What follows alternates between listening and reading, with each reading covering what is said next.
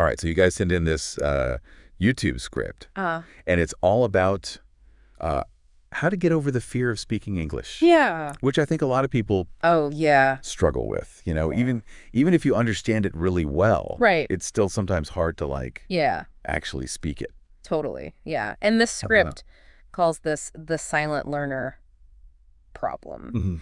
And they have this really cool analogy that I think is super helpful. Okay.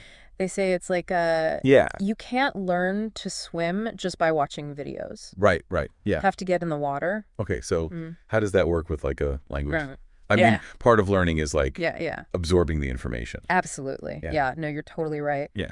But I think what they're getting at is that a lot of learners focus so much on like the input, right? Like listening, reading. No. And that's important, right? That builds your knowledge. Yeah. But speaking requires a different kind of like mental muscle. You know what I mean? And so they're saying it's about training your brain to think in English and to react in English. Instead of just translating. Yeah, translating from your native language. Exactly. Yeah, okay, so that makes sense. Yeah. It's like, knowing music theory versus like actually playing an instrument. Exactly. Yeah. That's a great analogy. But I think for a lot of people that feels like a really big leap, Huge. Yeah. And the script goes on to talk about one of the biggest things that holds people back. Okay. Which is this thing they call the thinking in your native language trap. Interesting. And so what happens is like we're always kind of like translating in our heads before we speak. Yeah. And that's why we end up with like hesitation and unnatural phrasing. Right. And that kind of deer in the headlights look. Oh, yeah. Yeah, I've been there. Yeah, we all have. So how do you actually get over that? Right. Like it feels so ingrained. Yeah. Well, they say the key is to like create this English-speaking world inside your own head. Okay. Which sounds kind of trippy, but I think it's a pretty powerful I like it. Concept. Yeah. Yeah. So like how do you do they have advice for like building that? Yeah, they actually have 5 specific techniques. Yeah. And the first one really focuses on this whole mental translation thing. Okay. And it's called Think in English, Stop Translating. Okay, that makes sense. Yeah. But like how do you actually do that? Do they just say like walk around with a dictionary? No. Okay. They say start small. Okay. So instead of like trying to have these big, long, complicated thoughts in English, just describe your surroundings. Okay. So like the sky is blue, Right, like simple. My coffee is hot, just like basic, simple things. Yeah, so just kind of like get your brain used to operating in English. Exactly. At that really basic. At the most basic level. Yeah, okay. And then you can gradually like increase the complexity. Okay. So you start narrating your actions, your thoughts, maybe even like your dreams in English. Wow. And before you know it, you're thinking in English without even realizing it. That's pretty cool. That's kind of a mind trick, but it works. So that's like just the first of their... The first of their 5 techniques. Yeah, their confidence boosting. Confidence boosting strategies, yeah. Okay, cool. So there's more to come. I'm excited to hear about it. Yeah. So they probably talk about the fear, right? Like fear of... Big time. The fear factor is a big one. Yeah. And they have some really good advice on how to get over that. Okay, well, let's save that for the next part of our deep dive. Sounds good. Okay, so how do they actually deal with this, like, fear of speaking? Right, because I think that's like a big thing that holds people back. It's huge, yeah. And it's interesting because they kind of frame it as like a natural part of any learning process, right? It's true. Like if you think about it, when you were learning to ride a bike, you probably fell a bunch of times or tie your shoes. Yeah. You messed up. And you didn't just give up on tying your shoe. Exactly. You just kept trying. Right, but for some reason with language, it feels different. It feels like more public. Way more public, yeah. Yeah. And they talk about how, language is so tied to our identity. Right. And so when we make mistakes, it can feel like we're like stupid or like we're not good enough. Yeah, like it's reflecting on you as a person. Totally. Right. And so they emphasize that like native speakers are actually pretty forgiving. They don't expect you to be perfect. Yeah. They understand that you're learning. It's more about communicating. It's all about communication, getting your message across, not about being grammatically perfect. Right.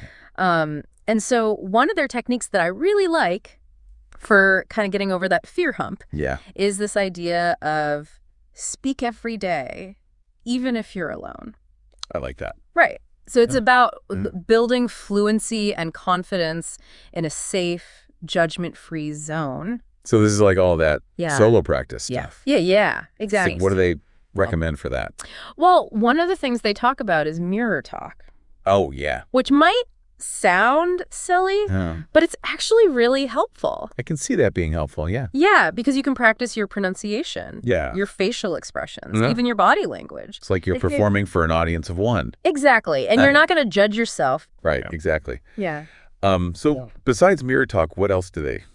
So another thing they suggest is daily journaling in English. Oh, that's a good one. Yeah, it's a great way to organize your thoughts, practice writing in a more structured way. Right. And even track your progress over time. That's a good point. And, you don't have to worry about grammar rules or sounding super formal. Right. Just let your thoughts flow.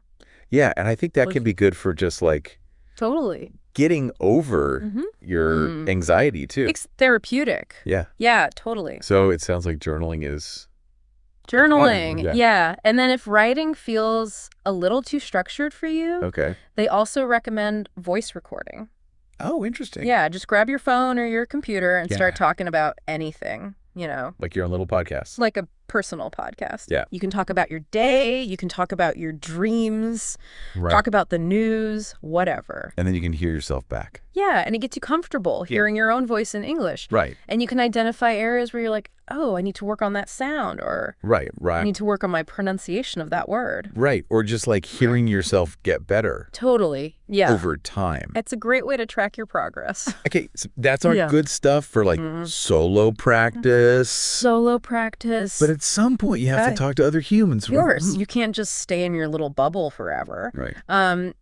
And so the script talks a lot about the importance of joining an English-speaking community. Okay, so this is like getting out there. And it's like getting out there. Have a conversation. Yeah, putting all that practice to the test. So how do they recommend finding those opportunities? Well, one thing they talk about is online speaking clubs. Oh, yeah. Which are really cool because you can connect with people from all over the world in a safe environment. There's also a lot of language exchange apps. Oh, yeah. So you can find someone who's learning your language. Right, and wants to learn English. So you can kind of help each other out. I like that. Yeah. It feels like... It's a win-win. Yeah, it feels less intimidating. Yeah, for sure. Than it's less pressure. Going up to a random English speaker and being like, hey, can I practice with you? Exactly. Right. And then, of course, if you're feeling brave and you want to practice in person, they recommend looking for English-speaking meetups or events in your city. Like there's groups for hiking, cooking. Yeah, pretty much. Book clubs, anything you can think of. Right. So find something you're interested in and then find the... English speakers. Find the English-speaking version of it. Yeah. Yeah, make it fun. Okay, but that's a lot of information. That is a lot of information. And I can imagine some people might be like, okay, cool, but yeah, where do I even start? Where do I start? Yeah. So do they have any... They do, yeah. Guidance on that? So they have this thing they call the 7-day speaking challenge. Oh, okay, a challenge. Yeah. So it's kind of like... I like it. A mini boot camp. For your English speaking skills. Okay. So each day of the challenge has a different prompt or a different activity designed to push you outside of your comfort zone. So it's like building a habit. It's about building a habit of speaking every day. Even if it's just for... Even if it's just for a few minutes? Yeah, a few minutes. Yeah, exactly. Okay. So for example, day 1 might be describe your morning routine in English. Okay. Day 2, talk about your favorite food. Day 3, narrate a short story from your life. That's cool. It's like... Yeah, so it's a mix of... Structured, but also variety. Structure and variety, exactly. Yeah. So it keeps it interesting and fun. Yeah. And it helps you build that momentum and start seeing progress. Okay, cool. So that's the 7-day challenge. So they have all these different techniques. Yeah, they don't just stop there. But they also talk about this shadowing technique. They do, yeah. Yeah. The shadowing technique. Yeah. That one's really interesting. Okay, well, let's talk about that in the next part of our deep dive. Sounds good. All right, so we talked about thinking in English, practicing by yourself, joining communities, even doing a 7-day challenge. But this shadowing technique. Yeah, this one's really cool. What is that? So it's all about you know, Okay. mimicry, right? Yeah. Like, think about how kids Right. learn languages. Yeah. They listen. Right. They imitate. So shadowing is kind of like tapping into that. So it's more than just like... It's more than just passively listening. Right, passively listening. Not even you're actively trying to reproduce what you hear. So you're like their shadow. You're their shadow, exactly. Yeah. You're trying to match their intonation, their rhythm, pronunciation. So like, how do you actually do that? So you pick like a short audio clip in English, something with clear pronunciation that you can follow along with. Okay. And you listen to it carefully. Yeah. And then you pause after each sentence or phrase, and you try to repeat it exactly as you heard it. Like word for word. Word for word. Yeah. Trying to mimic the speaker as closely as possible. And that helps with like... It helps with everything. Okay. It helps with pronunciation. It helps with fluency. But it also helps you internalize like these subtle nuances of English. That you wouldn't necessarily... Why they get from a textbook. Right. Right. You know, things like stress patterns. Yeah, like the music of the language. The music of the language, exactly. Yeah. Rhythm, intonation. Right, because even if you know all the right words. Yeah, you can say the words correctly, but if you don't have the right music... It doesn't sound natural. Sounds robotic. Right. It doesn't sound natural. Yeah, okay. So shadowing. Shadowing is great for that. That's cool. Yeah. I know they also talk about some of the like... They do, common anxiety. Roadblocks, that people have. Yeah, because we've thrown a lot of information at you. We have. Right. A lot. And so they kind of wrap up Okay. by addressing some of those concerns. Which I'm sure a lot of our listeners are probably having. Oh, I'm sure, yeah. Yeah. Yes. So what kinds of things? Well, one of the big ones is the fear of making mistakes. Right. We talked about that, which we talked about. Yeah. But they really emphasize, like, making mistakes is inevitable. Yeah. It's part of the process. You have to make mistakes to learn. You have to make mistakes. Yeah. And so they encourage learners to kind of reframe it as a positive thing. Instead of beating yourself up. Right. Beating yourself up. You're like, okay, I made a mistake. But it's an opportunity to learn. Learn from it. Exactly. Yeah. Okay. What? Another big concern is not having anyone to practice with. Oh, yeah. That's a common one. Yeah. If you're feeling isolated or you don't have a language partner. Yeah.